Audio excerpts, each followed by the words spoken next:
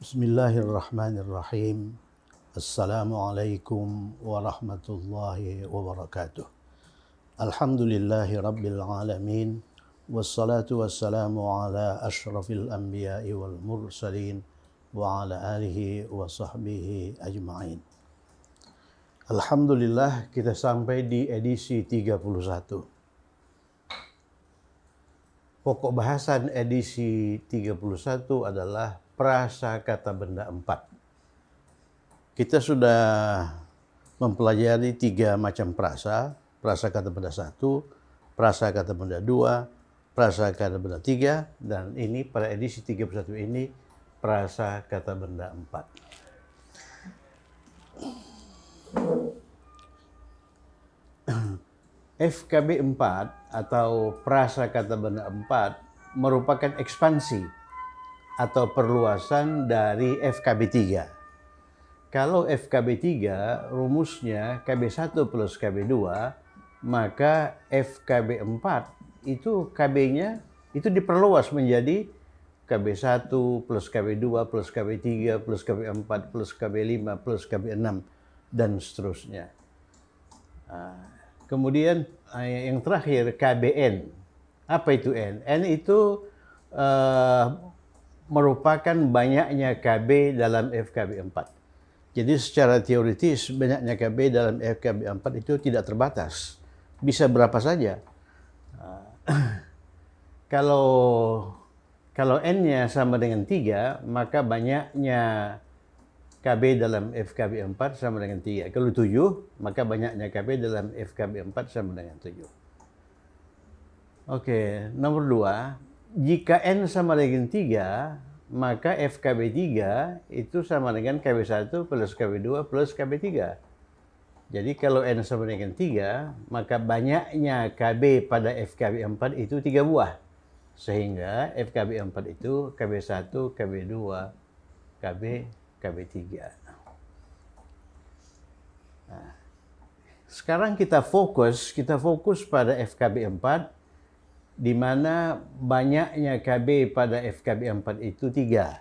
Nah, pada edisi berikutnya nanti kita coba membahas FKB 4, di mana jumlah KB dalam FKB 4 itu 4 atau 5 atau berapa saja ya.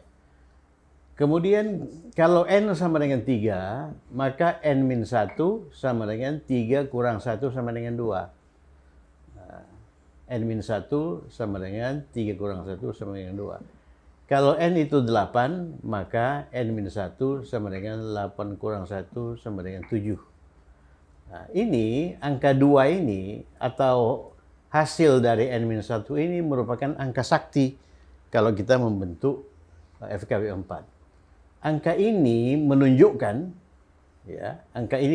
dalam hal ini angka 2 menunjukkan dua kata benda dari depan, yakni KB1 dan KB2. Nih, KB1 dan KB2 dikatakan dua kata benda dari depan, itu merupakan mudhaf. Jadi KB1 dan KB2 ini merupakan mudhaf. Jadi KB1 dan KB2 tidak boleh bertanwin dan tidak boleh beralif lam. Itulah pentingnya angka N-1 ini. Kalau N-1 ini sama dengan 7, maka 7 kata benda dari depan itu berfungsi atau berperan sebagai mudhaf. Ya. Nah, ini sekarang ini kita minta sendiri pada 3 kata benda. Oleh karena itu N sama dengan 3. N-1 itu sama dengan 3-1 sama dengan 2. Angka 2 ini menunjukkan bahwa dua kata benda, dua ini N-2, N-1, dua kata benda dari depan, yakni KB1 dan KB2 merupakan mudhaf. Jadi KB1 dan KB2 tidak boleh bertanwin dan tidak boleh beralif lam. Mudhaf itu kan begitu. Mudhaf itu tidak boleh bertanwin, tidak boleh beralif lam. B. Dua kata benda dari belakang, yakni KB2 dan KB3 merupakan mudhaf ilaih. Jadi ingat itu, dua dari depan mudhaf, dua dari belakang mudhafun ilaih. Jadi kata benda 2 dan kata benda 3 itu dua kata benda dari belakang, harus majrur. Mudhaf ilaih itu harus majrur. Ya. Jadi dua kata benda dari depan itu mudhaf, tidak boleh bertanwin, tidak boleh beralif lam. Dua kata benda dari belakang itu harus majrur oleh karena berperan sebagai mudhaf. Kemudian C, kata benda terakhir, yakni kata benda 3, ini kata benda terakhir itu KB3, boleh bertanwin, boleh beralif lam. Ya, boleh bertanwin, boleh beralif lam.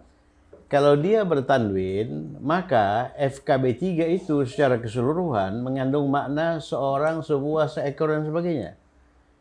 Kalau kata benda 3 itu beralif lam, maka FKB 3 secara keseluruhan mengandung makna itu dalam arti tersebut. Ya kan? Nah. Kemudian harokat akhir kata benda pertama itu apa? Kata benda 1. Yakni kata benda 1 boleh dhammah. Kalau harokat akhir kata benda 1 dhammah, maka FKB 4 ya. Maka FKB 4 itu berkasus marfu. Ya. Kalau harokat huruf akhir KB1 itu fathah, maka FKB 4 itu berharokat mansub. Ya, berharokat mansub. Jika harokat akhir kata benda pertama itu majrur, maka FKB 4 secara keseluruhan berharokat majrur. Ya, berharokat majrur. Nah, ini coba kita ulangi lagi poin C. Kata benda terakhir, yakni KB3, boleh bertanwin, boleh pula beralif lam. Kalau bertanwin, maka FKB 4 itu secara keseluruhan mengandung makna seorang, sebuah, seekor, dan sebagainya. Ya, tergantung KB1. Kalau KB1 itu orang, maka seorang. Kalau KB1 itu benda, sebuah. Kemudian apabila kata benda 3 atau kata benda terakhir ini beralif lam, maka FKB 4 itu secara keseluruhan mengandung makna itu atau tersebut. Ya. Nah.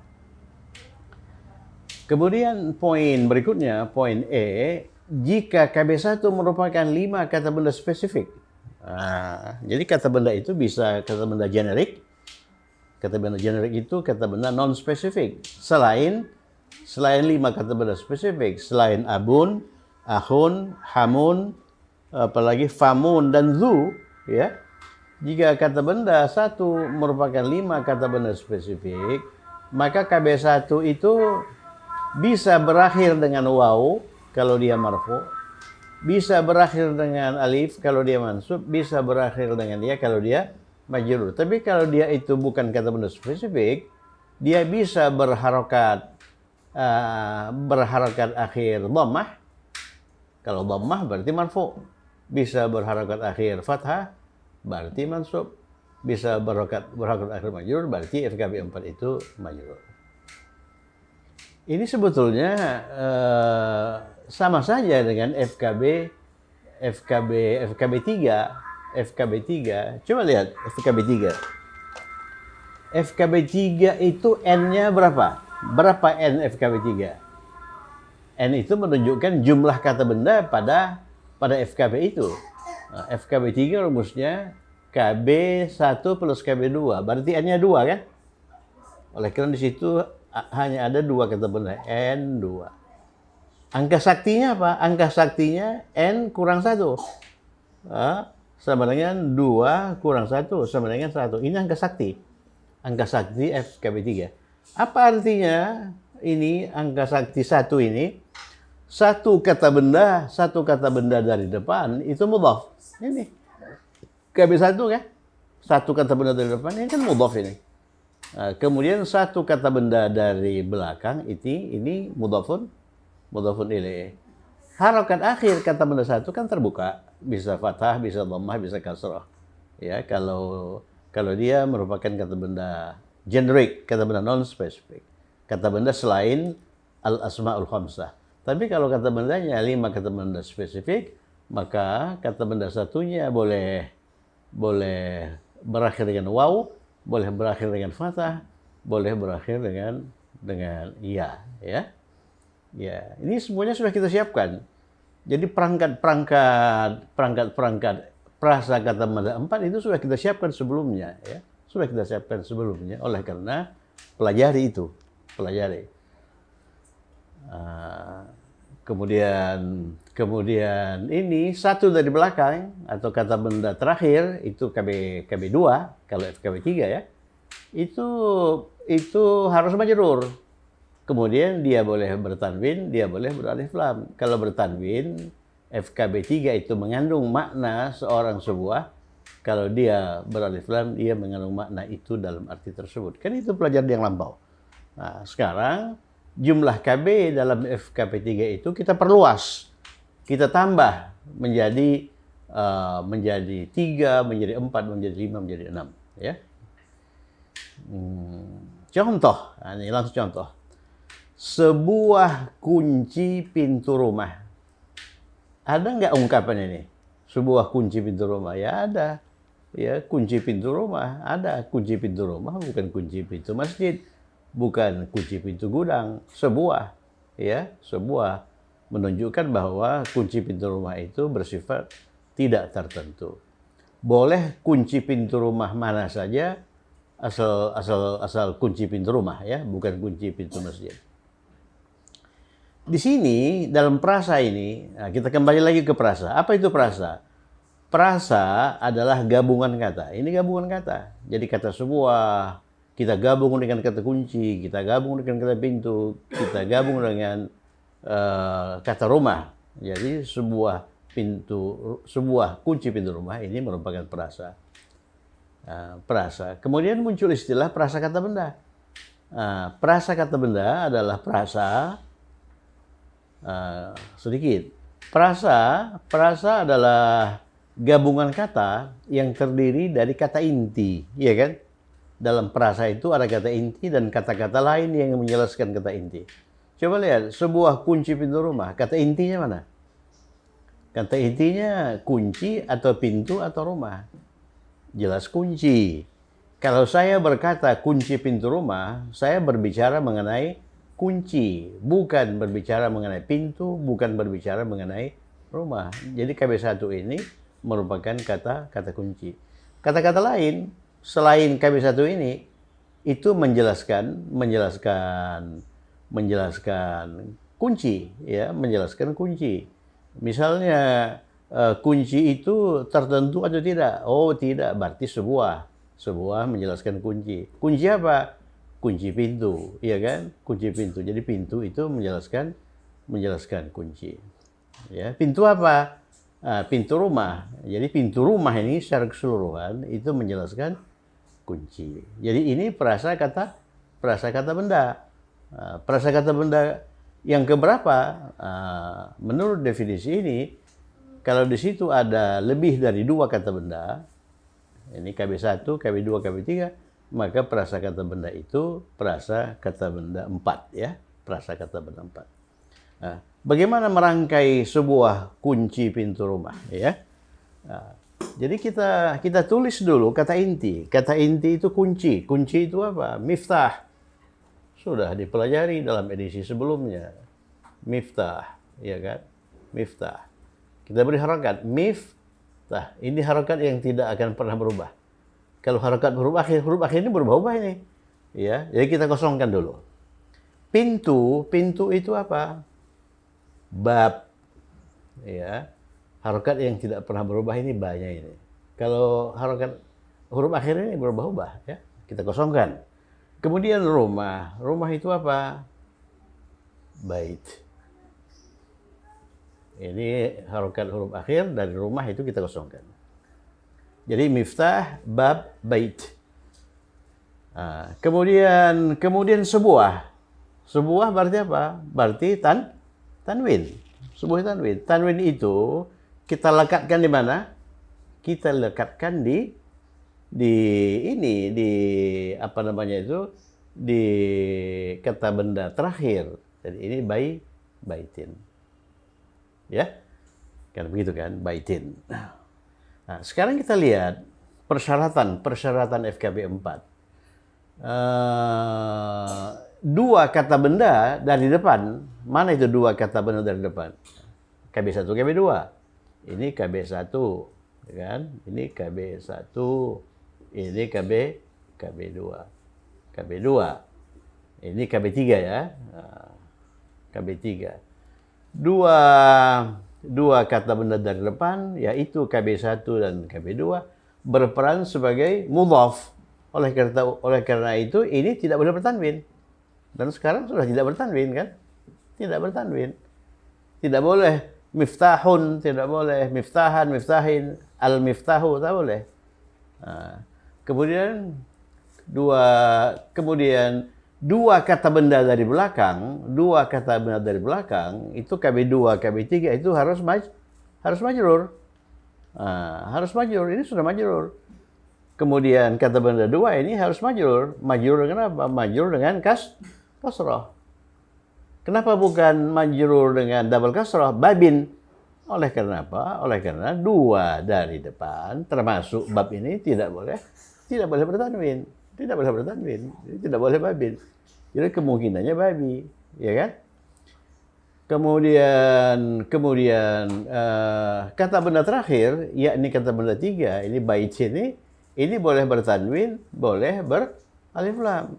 Ya, bertanwin atau beralif lam. Kita lihat, ini sebuah berarti bertanwin, ya. Berarti bertanwin.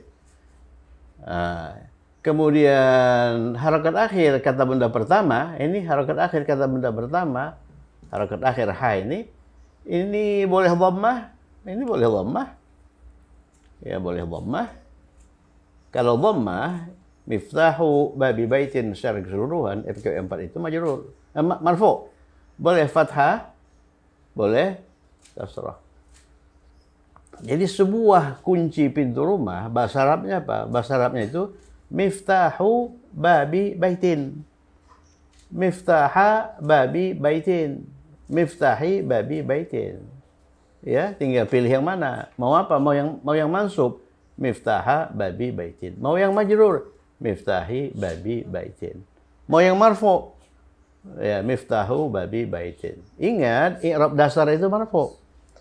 Jadi kalau ditanya sebuah kunci pintu rumah itu bahasa Arabnya apa? Ya jawablah dengan bentuk marfu. Miftahu babi baitin. Walaupun kalau kita jawab miftaha babi baitin tidak salah. Miftahi babi baitin tidak salah. Tapi paling baik kalau kita jawab miftahu babi baitin. Ya? Oke. Itu sebuah kunci pintu rumah. Kalau kunci pintu rumah itu, apa beda sebuah kunci pintu rumah dengan kunci pintu rumah itu? Ya, ini nakirah, ini ma'rifah. Kalau kunci pintu rumah itu, rumahnya tertentu. Kalau rumahnya tertentu, maka pintunya juga tertentu. Tidak mungkin rumahnya di sini, pintunya di sana, ya kan? Kalau pintunya tertentu, kuncinya pun tertentu. Jadi kunci yang tertentu itu apa? Kunci pintu rumah itu.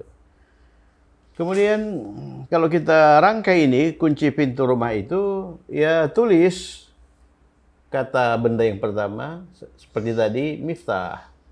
Ya, miftah. Kosongkan harokat akhir kata benda satu.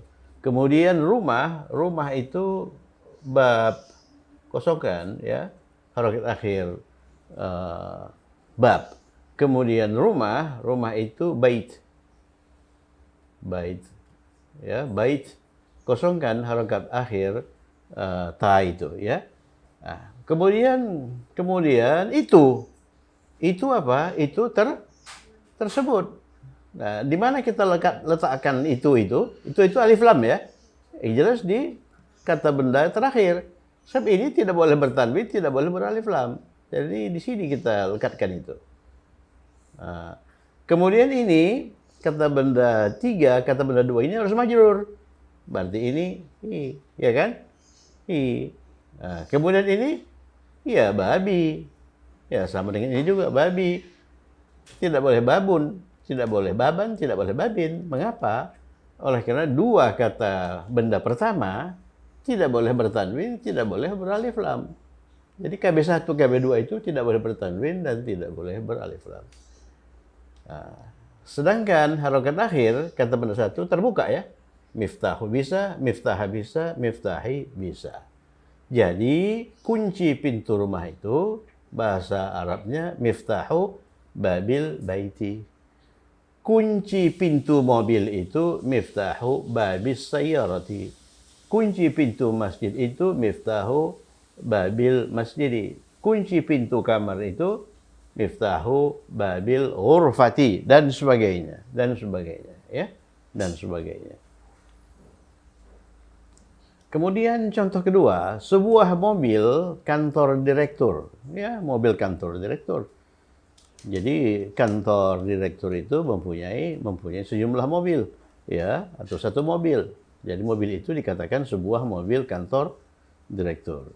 Ya, kita tulis dulu kata benar satu. Mobil. Mobil itu apa? Sayyarah. Mobil itu sayyarah. Sayyarah. Begitu kan? Mobil. Sayyarah. Ini harokat yang bukan harokat akhir. Harokat yang bukan harokat akhir itu tidak berubah, ya. Sayyarah. Ini harokat akhirnya kita kosongkan dulu. Kemudian kantor itu maktab.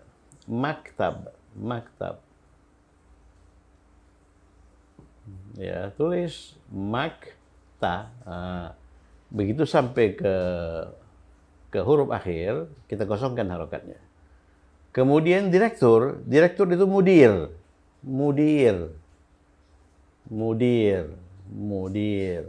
Ya, mudir. Direktur itu kata benda status. Jadi dia bisa diubah ke dalam bentuk perempuan. Direktur, mudir ini direktur laki-laki. Kalau direktur perempuan, fatahkan harokat huruf akhir, mudira, tambahkan tamar botol. Mudiratun, mudirah. Ya. Oke. Kemudian lihat kata sandangnya. Kata sandangnya sebuah. Sebuah berarti tanwin. Tanwin itu kita lekatkan di mana?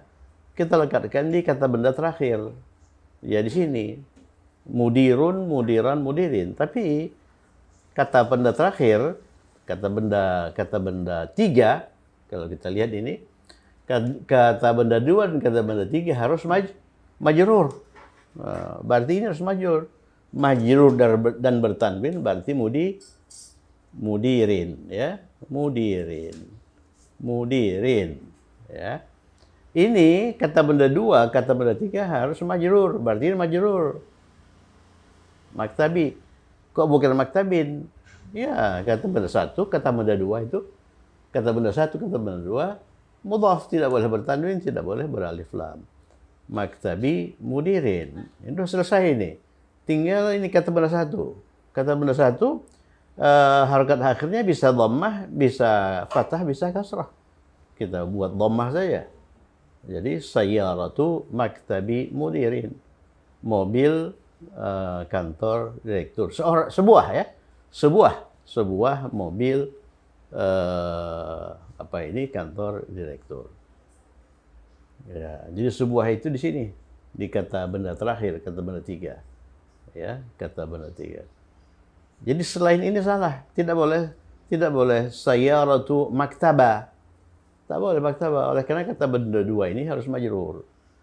Loh, mengapa tidak maktaban? Maktaban juga majrur. Oh, ini kata benda ini tidak boleh bertanwin. Dua dari depan tidak boleh bertanwin, dua dari belakang harus majrur. Jadi ininya maktabi. Mobil kantor direktur itu ya sama, tulis mobil. Mobil itu sayyarah. Ya, kantor itu maktab, ya, maktab. Kemudian direktur itu mudir. Ya, mudir. Kata sandangnya apa? Kata sandangnya itu alif lam. Alif lam itu kita lekatkan di mana? Di akhir. Ini tak boleh beralif lam. Ini tidak boleh beralif lam, tidak boleh bertanwin. Di sini dia. Ini harus dua dari belakang harus majrur, berarti ini al-mudiri, ya, al-mudiri. Dua dari belakang. Jadi kata ini dan ini harus majrur, maktabi. Kok bukan maktabin? Oh, dua dari depan tidak boleh bertanwin. Berarti ini tidak boleh bertanwin. Jadi ininya yang benar itu maktabil mudiri. Bagaimana dengan harakat huruf akhir kata benda satu? Terbuka. Biasa sayaratu, kalau sayaratu itu ini secara keseluruhan marfu. Sayarata ini secara keseluruhan FKB 4 itu mansub. Kalau sayarati secara keseluruhan ini majrur. Jadi kita ambil saja yang marfu ya. Marfu. Nanti kalau kita sudah sampai di kata depan, di preposition, misalnya preposition fi itu di dalam. Kalau kita hendak membentuk ungkapan di dalam mobil kantor direktur itu, misalnya kunci itu di mana? Kunci itu di dalam mobil kantor direktur itu. Jadi setelah fi ini harus majrur. Jadi sayaratu yang tadinya boleh sayarota, yang tadinya juga boleh sayarati, begitu ada fi dia menjadi fix sayarati, ya. Misalnya kunci itu ada di dalam mobil kantor direktur itu. Al-miftahu fi sayyarati maktabil mudiri. Itu nanti kalimat. Ya, insyaallah tak lama lagi itu sudah sampai di kalimat ya. Kalimat. Biasanya kalimat itu dimunculkan di pelajaran depan, tapi di pelajaran kita ini kalimat itu kita munculkan agak ini sedikit ya. Kita bangun dulu perangkat-perangkat kalimat itu. Kalau sudah oke, jangan memadai baru kita masuk kalimat. Yang terakhir, ayah mertua Utsman. Ini KB1 ayah, KB2 mertua, Utsman itu KB3.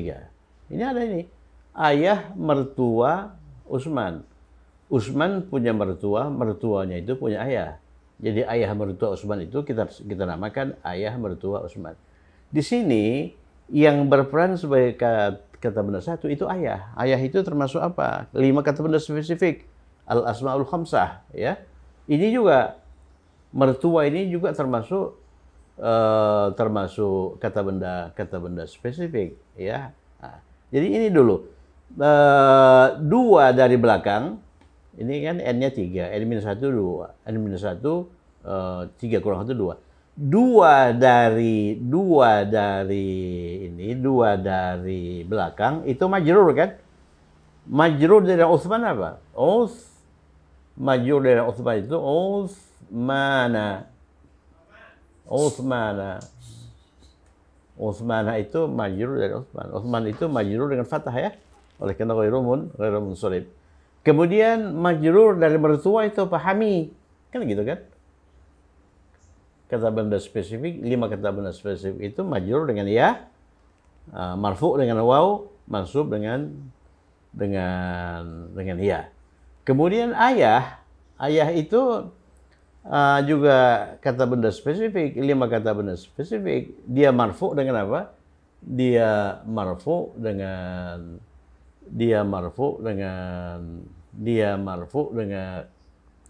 abu ya. Dia marfu dengan abu. Jadi ayah mertua Utsman, kita tulis dulu ayah. Ayah itu abu ya. Mertua itu hami, mertua ini harus majrur. Utsman itu Utsmanah ya. Jadi abu hami Utsmanah. Bisa juga abah. Ya, abah hami Utsmanah, bisa juga abi. Kalau majrur ya. Kalau kata benda satunya ini